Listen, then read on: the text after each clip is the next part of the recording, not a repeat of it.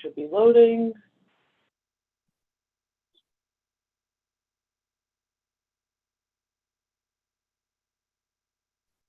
Okay, give me a minute. I see it now. Give me a minute. Got it. Thanks. We're live on YouTube.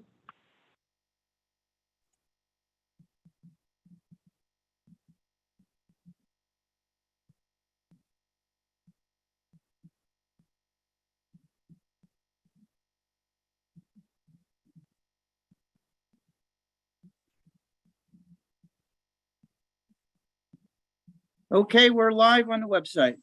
Okay, good morning, and welcome to our Queens Borough President hybrid land use public hearing.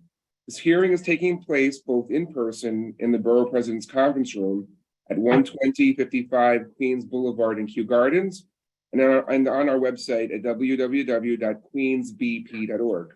I'm Michael Mallon, the Borough President's Chief of Staff, and I'll be chairing this land use hearing on his behalf. For those who wish to testify virtually and haven't already pre-registered to do so, please visit www.queensbp.org/landuse. If you're attending our public hearing in person, please see the receptionist to sign up for public speaking time if you have not already done so. Please note that your opportunity to speak will follow those who are pre-registered. Written testimony is welcome from those who are unable to testify. All written testimony must be received by 5 p.m. today and may be submitted by email to planning@queensbp.org or by conventional mail sent to the office of the Queens Borough President at 12055 Queens Boulevard, room 226, Kew Gardens, New York, 11424. I am joined by the Queens Borough President Office planning staff, Vicky Garvey, Lisa Adkins, and Sola Olasunde. Lisa, please review how this public hearing will proceed.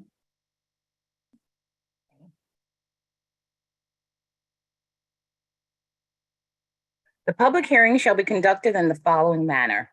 The applicant will be called to give a description of the zoning action requested, an explanation of the proposed project, and respond to any questions from the chair. The floor will then be open for public speakers. Each speaker will have 3 minutes. A signal will be heard and notice will be displayed when the 3 minutes have passed. When you are called, please identify yourself for the record and if you are formally speaking as a representative or member of a group. The calendar item or number that you are speaking about and whether you are for or against the item.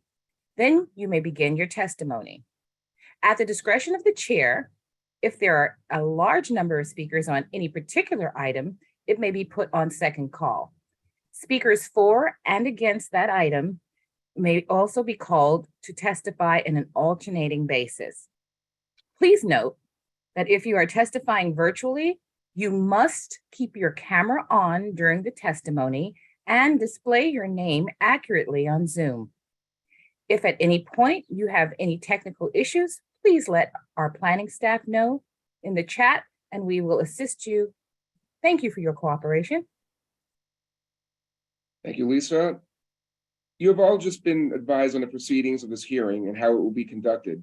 Please keep your comments focused on the application you were speaking about, and please stay within the allotted 3 minutes. When you hear the signal, please wrap up and finish your comments. The chair reserves the right to ask speakers for clarification or for further information regarding the applications or comments. Lisa, please call up the first calendar item. Calendar item number 1, ULURP number 210323 MMQ. The applicant is Anthony Lim. Affected Community Board number 11. Applicant, please begin your testimony. Good morning. My name is Frank St. Jacques. I'm with Ackerman LLP. We represent the applicant in the 43rd Avenue demapping application. Just bear with me one moment. I'm going to share my screen and we have a brief presentation, and then I'm happy to answer any questions. Could I just get a thumbs up that you guys can see my screen? Excellent, thank you. So this is an application for a city map amendment or demapping regarding a 1,559 square foot portion of the south side of 43rd Avenue between 222nd Street to the west and 223rd Street to the east. We represent the owner of 222-08 43rd Avenue, which is located on the corner of 43rd Avenue and 222nd Street. This property and the adjacent property to the east have retaining walls that encroach onto the south side of 43rd Avenue by approximately 8 feet for the full length of 43rd Avenue between 222nd Street and 223rd Street. Ultimately, the applicant is seeking this demapping to obtain a certificate of occupancy for his property, which requires him to resolve this issue with the encroachment. I'll note at the outset that no city agencies, including the Department of Transportation, have raised objections to the proposed demapping. The Department of Transportation was involved in the process and made recommendations regarding the dimensions of the street line that would result from this demapping. The affected portion of the south side of 43rd Avenue between 222nd and 223rd Streets is shown in the zoning and land use map. The western side of the block is zoned R3X and the eastern side is zoned R32.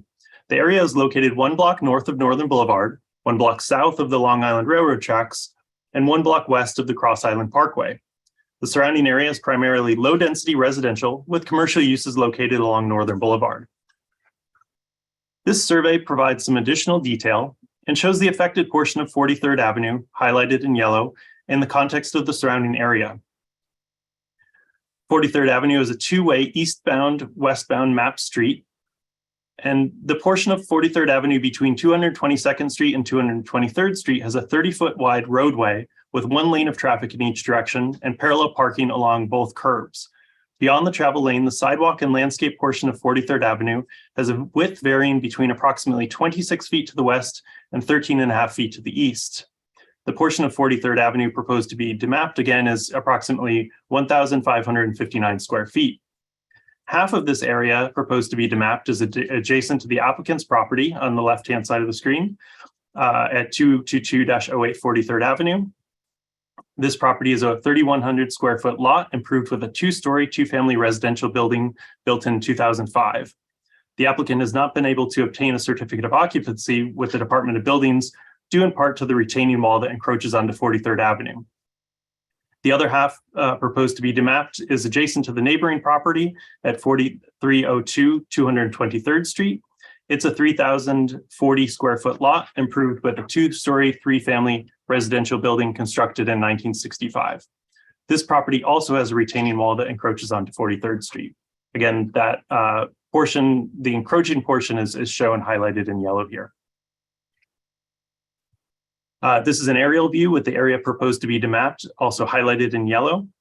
I'll note that there's a significant change in elevation from about 40 feet at 223rd Street to about 58 feet at 222nd Street, creating a need for retaining walls. The applicant purchased the property in 1992, and according to the applicant, he had the current retaining wall built starting around 2006 to replace an existing retaining wall. At this time, he was not aware of the encroachment onto the city street. A few years after, in 2010, portions of the wall were damaged and DOB issued violations as a result. The applicant had repairs made to the wall, but was unable to certify correction of these violations to the Department of Buildings. According to the applicant, this is when he learned of the encroachment issue. This slide shows the applicant's property and the encroaching retaining wall looking west from the mid-block. I'll note that the design of the retaining wall incorporates features for stormwater management. And then this slide shows the neighboring property and the encroaching retaining wall looking east from the mid-block. And you can really see that increase in elevation from the east on the left-hand side of the screen to the west on the right-hand side of the screen. This is the alteration map showing the proposed change to the city map if the mapping were to be approved. Again, it was prepared based on DOT's recommendation regarding the dimensions and a review by the Topographical Bureau at Queensborough Hall.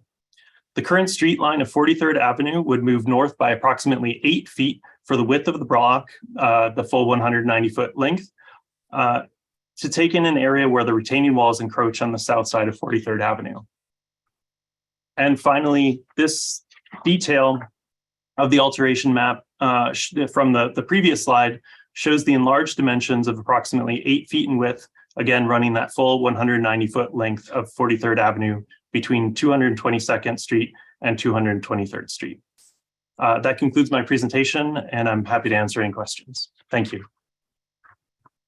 Thank you very much. I have one question. If this application is approved, what is the projected timeline for fixing the retaining wall issue? So there's a good deal of process involved.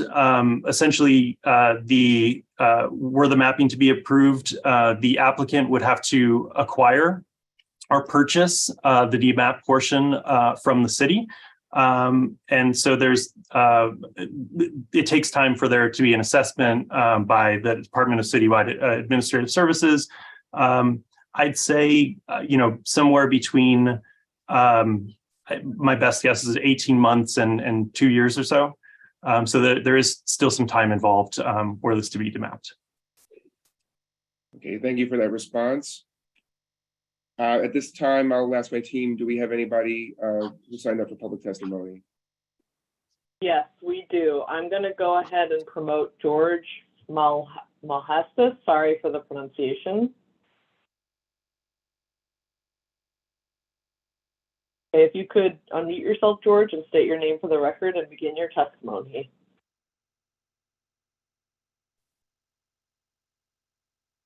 My name is George Mahalsis. I'd like to speak in opposition to this. Good morning again. My name is, my wife and I live on 43rd Avenue, a block away from the proposed demapping. We have lived in the neighborhood and on 43rd Avenue since 1988. The current building on the property at 22208 43rd Avenue was constructed in 2005. Upon completion of the home, the retaining wall sat in an unfinished state for a period of years. The support structure propping up the wall, including plywood and 2x4s, entirely blocked the adjacent sidewalk, making it impassable and unsafe. After years of community complaints to the city, the wall was subsequently completed and the sidewalk obstructions removed. The wall in its current state appears unsafe. It is bowed and has cracks in multiple places. It does not have weep holes. It is my understanding that a portion of the retaining wall collapsed onto a neighboring property during Hurricane Sandy. Furthermore, the applicant built the wall with an opening on 43rd Avenue that appears to have been meant for use as a garage. However, it has never been used that way because it's too narrow to accommodate a car. A curb cut was also constructed at the entrance to the opening. It is unclear whether the curb cut and garage space are legal. This section of the wall has remained unfinished and open to the adjacent sidewalk since it was built and has an unsightly old piece of plywood partially covering its opening. A search of the DOB and ECB website show that there are currently 4 open violations on this property as well as a partial vacate order, all related to the retaining wall. Additionally, the width of 43rd Avenue between 223rd Street and 222nd Street is inconsistent with the eastern end of 43rd Avenue measuring 37 feet, 8 inches wide, and the western end significantly narrowing to 29 feet, 3 inches. The sidewalk is also inconsistent, measuring 7 feet, 10 inches on the eastern end and widening to 17 feet on the western end of the block. 43rd Avenue is a heavily trafficked two-way street. However, the extreme narrowing of the street causes bottlenecks as the street is not wide enough to accommodate parked cars and two-way traffic at the same time. This is a problematic and unsafe condition that should be addressed before any demapping of the street is even considered. Lastly, the retaining wall encroaches on city property by 5 to 8 feet, not inches. This is not an innocent oversight. The property owner and applicant knowingly constructed a retaining wall that is significantly outside of their property line. Allowing this sets a very bad precedent. If this demapping is approved, the city, in essence, is not only enabling, but encouraging property owners to build outside of their property lines. What if this wall was built on parkland? Would the city alienate parkland to benefit a private property owner that knowingly built a structure in a park? The applicant has 2 other more appropriate options available to them. First, they can take down the encroaching wall and rebuild it within their property line in a legal and safe manner. Second, they can apply for revocable consent, allowing the city and community to maintain some level of oversight on the wall and property. As residents and property owners, the only protection we have to keep our communities safe, beautiful places to live are the laws that we all must abide by, and for those laws to be enforced by our government. Approving this action sets a very bad precedent. It would permit the existing retaining wall, which has never been approved by DOB and significantly encroaches on city property, to remain in its current location. The applicant should not be rewarded for knowingly violating the law. The CB11 Zoning Committee and full board both voted unanimously to Excuse me, disapprove sir, this could sir, could you please wrap up your testimony? Yes, it is for these reasons that I urge the borough president to oppose proposed ULURP action C210323 MMQ and the partial demapping of 43rd Avenue. Thank you for the opportunity to speak on this matter. Thank you for the testimony. And I will submit that in writing as well. Thank you. Thank you, George. Thank you very much. At this time, are there any other individuals wishing to testify? Vicky? There, we have Henry Euler. I'm going to go ahead and promote him to panelist. And once he's promoted, he can unmute and begin his testimony after stating his name for the record.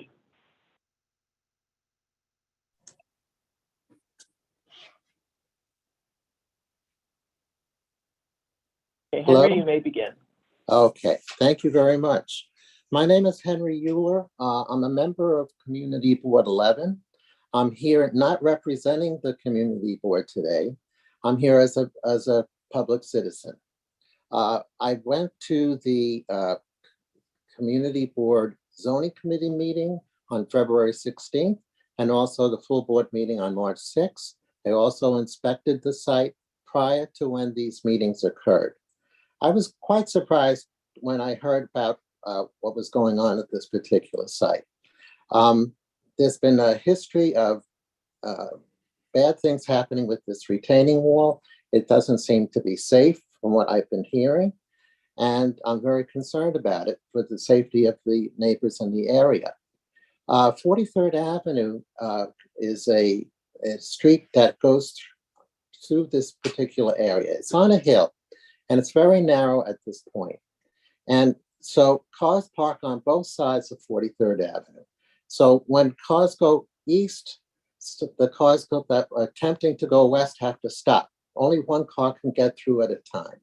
So that's why when we were discussing this at the community board, we suggested that the transportation committee look into this further because it seems that this may have to be widened at some point. This is a very heavily traveled street. It's right near Northern Boulevard. People use it as a shortcut. We heard Mr. Mahalsa speak at the community board meeting, and his testimony was very compelling to me. One thing we asked about options for this particular applicant, and the community board voted unanimously against the application. And I think we more or less feel that he should just move the retaining wall back to his property line where it belongs. So in case there is a widening of the street, that can occur without encumbrances. And that's what we felt should be done. He should move it back to the property line as well as the other corner property. Thank you very much. Thank you for your testimony. At this time, are there additional individuals wishing to testify?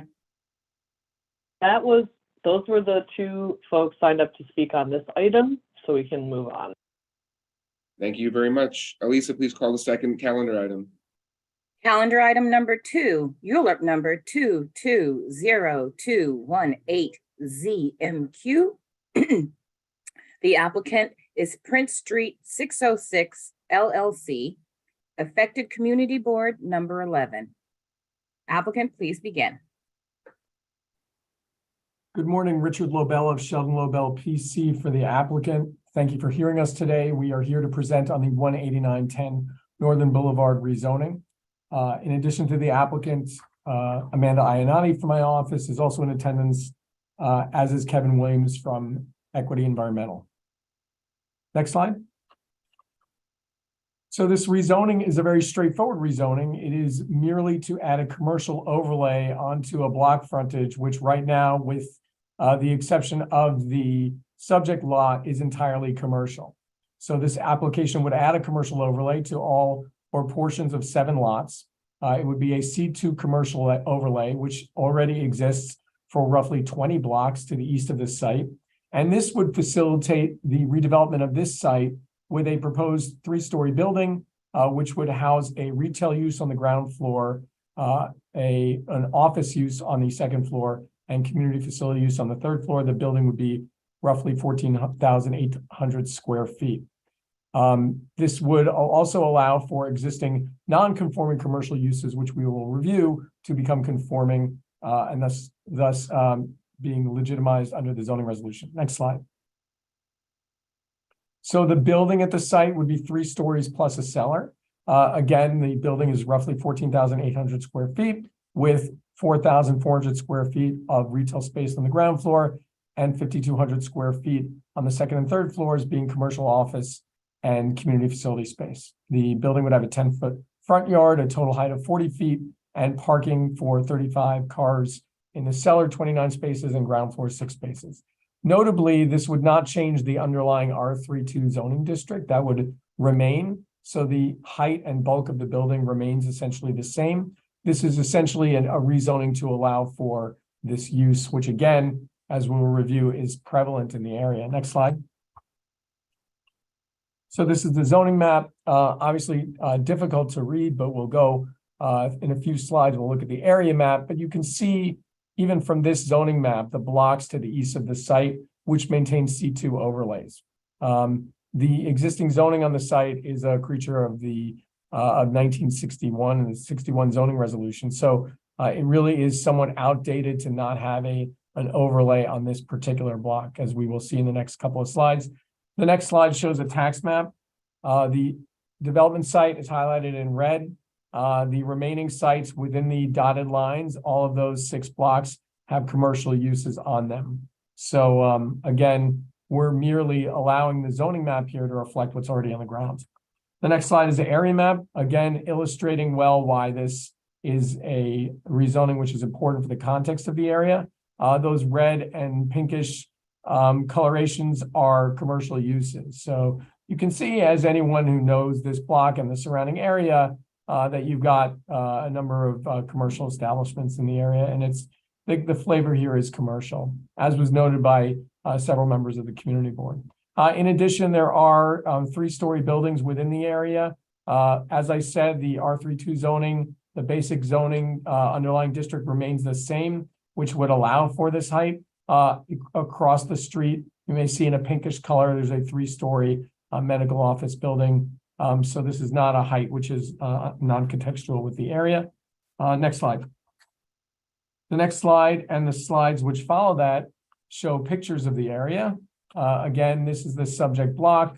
There's a restaurant to the west of the site, as well as parking. And then as you page through the pictures and go further east, you will see additional commercial uses, furniture stores, medical offices, auto repair, and such. After the photographs, we come to the renderings of the proposed building, which would be a handsome 3-story building, again with parking for proposed users of the site. If you can page through those pictures, you can see how the building is contextual for the area. And then after those pictures are the building plans, and we'll page through those quickly. The site plan showing basic layouts. The next plan is a parking plan in the cellar, showing 29 spaces on the ground floor. The next slide is the ground floor with, as mentioned, roughly 4,800 square feet of retail use, as well as garage, and then office use on the 2nd story and community facility use on the 3rd story. As we just sum up the presentation, and Amanda can scroll through the remainder of the slides, we would note that the commercial uses on this block are all legal uses and are a mix of grandfathered uses that have been there since prior to 1961, as well as BSA variances. So there were 2 BSA variances issued to properties on this block. One of those was for use group 16 auto-related uses that would need to remain in place because the C2 overlay does not allow use group 16.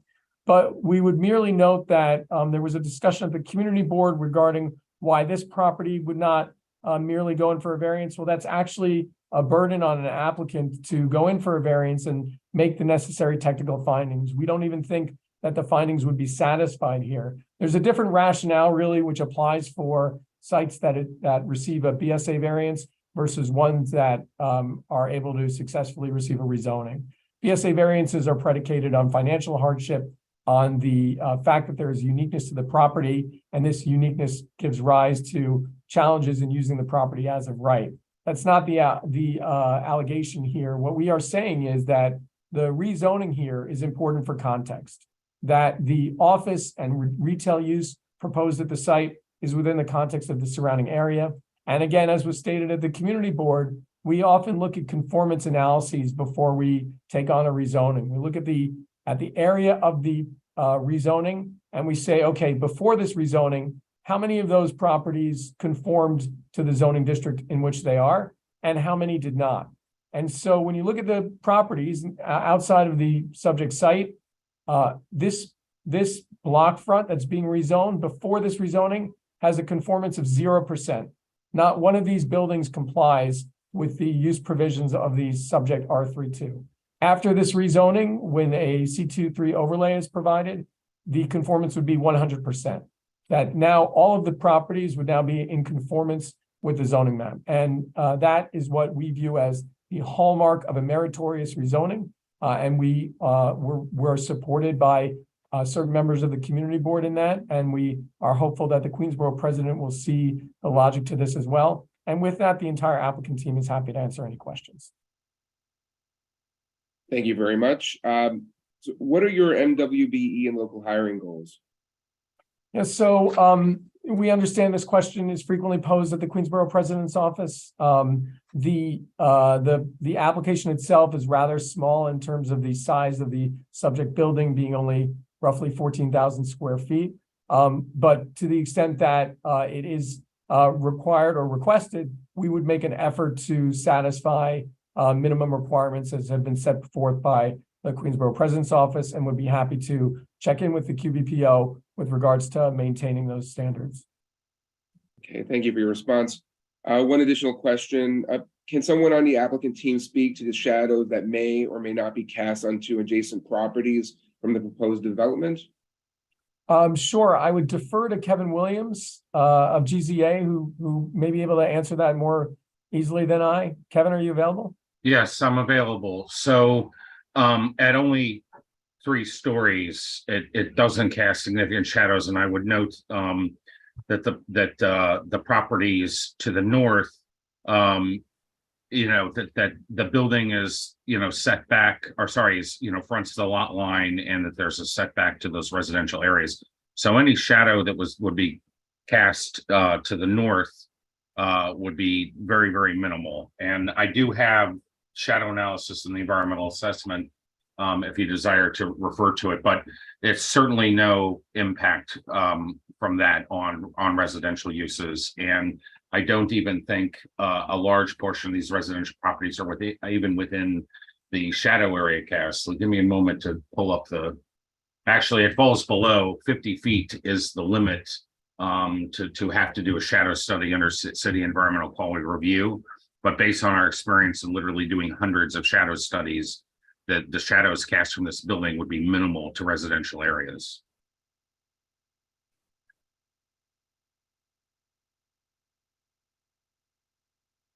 Thank you very much. So at this time, I believe that there are public speakers on these items. Yes, I'm going to go ahead and promote Lena and Anne to panelists. And just a note for the record, these are 2 neighbors who will be sharing the same Zoom call, and they will state their name for the record before each testimony.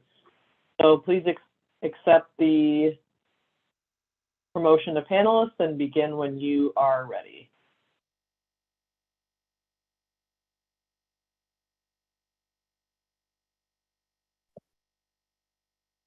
Hi, good morning. I am Ann Avalos, and I'm here to speak in opposition of that zoning change. Should it begin? Yes, please, Yeah, please do. Good morning. Please do.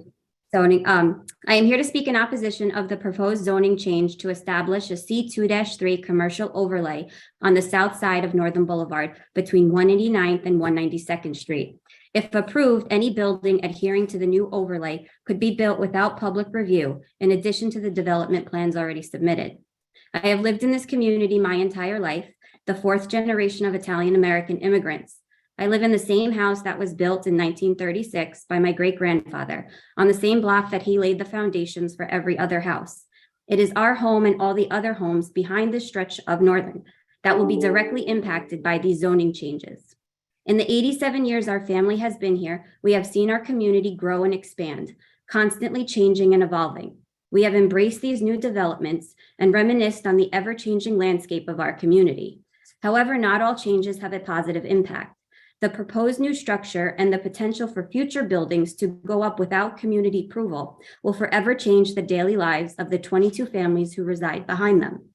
In the project brief submitted to City Planning, the zoning change is to facilitate a new 30,000 square foot mixed-use building, commercial, community space, medical offices, etc.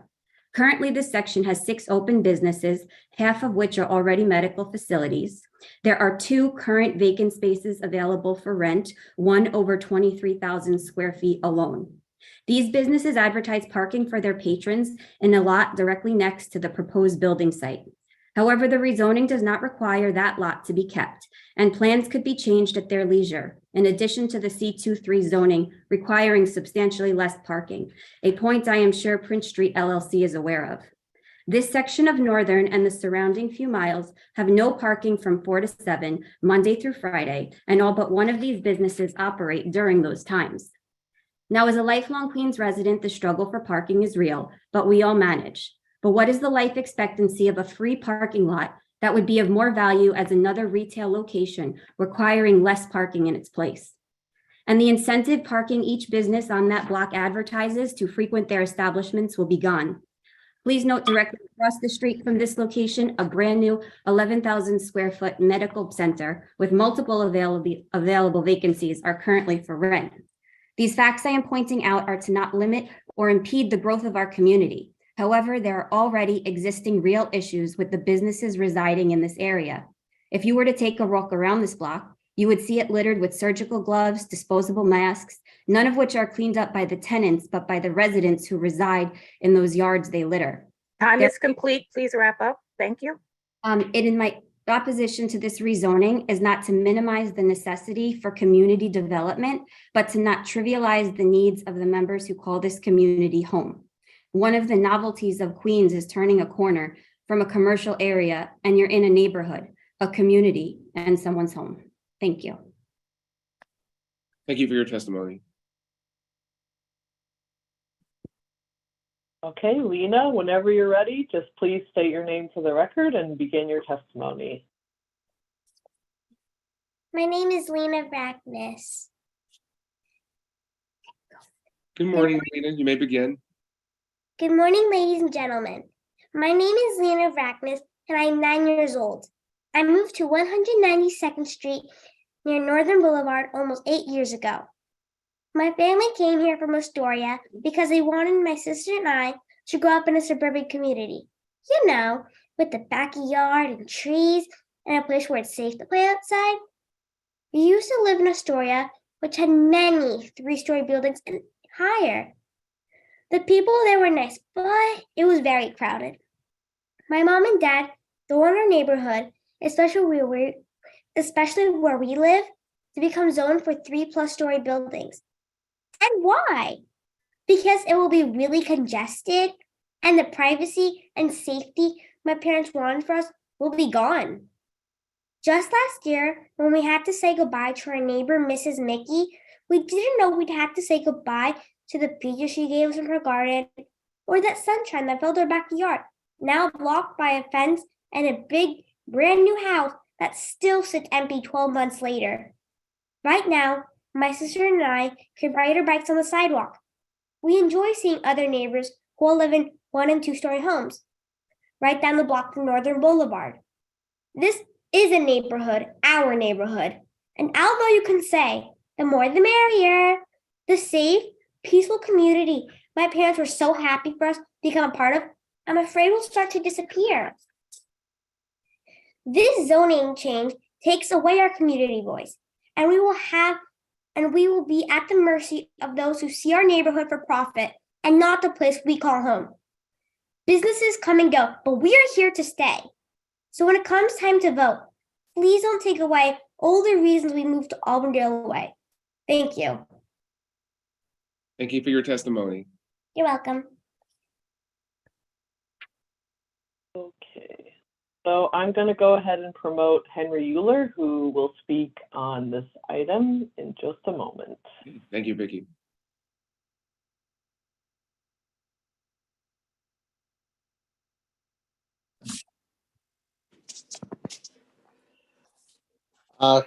Good morning. My name is Henry Euler. I am the president of the Auburndale Improvement Association. Our organization was founded in 1905 and incorporated in 1915. We've been around a long time. The Auburndale Improvement Association is opposed to this zoning change for the following reasons. First of all, once the zoning change to establish a commercial overlay is approved, any building conforming to the new overlay designation could be built on this block as of right at any time without public review. We're viewing this application as an application that's trying to bypass the community. It's very important to us to be able to give our opinions and to state different things about the particular neighborhood that we're concerned about.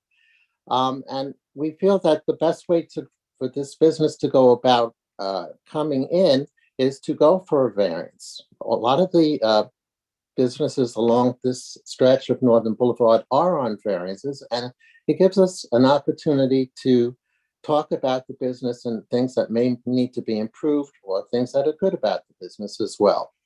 I'm very concerned about the block that this is coming to, because right behind the proposed overlay are 14 homes right on 43rd Road, and they're going to be directly affected by this situation. Now, back in 2010, when the contextual rezonings were done, the City Planning Commission had planned to move to change the zoning from 192nd Street all the way down to 167th Street. They wanted to put in a commercial overlay. Well, we met with then Chair Amanda Burden, and we spoke to her about it, and we said that we're a community that is very concerned about what goes on, and that we want the opportunity to express our opinions. And after a while, she agreed to drop that plan, to drop the commercial overlay plan and leave it as it is. And that's what we want. Now, we're not against businesses or community facilities operating in our community. However, we feel that the interests and concerns of the local residents must be listened to, respected, and acted upon. And that's why we want to see a variance for this particular building and others along this particular stretch. We've sent out letters to the immediate surrounding community, and we got back over 60 signatures in opposition to the overlay proposal. And finally, right now, this is what's going on at 18910 Northern Boulevard. There's a construction and building supply business or storage place occupying the site where this new building is supposed to go. It's a total mess. It's no way for the applicant who apparently is leasing this property to this business. It's not a very good start to show that he's a good neighbor to the community. And we're very upset about this business there. It's illegal and it should be out of there. So for all those reasons, we oppose it. The community board voted against this, 10 yes, 27 no. So I think that says something about how the community board feels. And so that's my testimony, and I'm sending you written testimony, pictures, and also written testimony for the previous case. Thank you so much. Thank you for your testimony, sir. Vicki, at this time, are there any other public speakers on this item? That was the last person signed up to publicly testify, so we can move on. Okay. Thank you very much. So if there are no other public speakers on these items, the hearing is closed. Thank you for joining us today. I hope everyone has a great day. Our next scheduled hybrid land use public hearing is April 13th, 2023, starting at 9:30 a.m. Thank you very much. Thank you.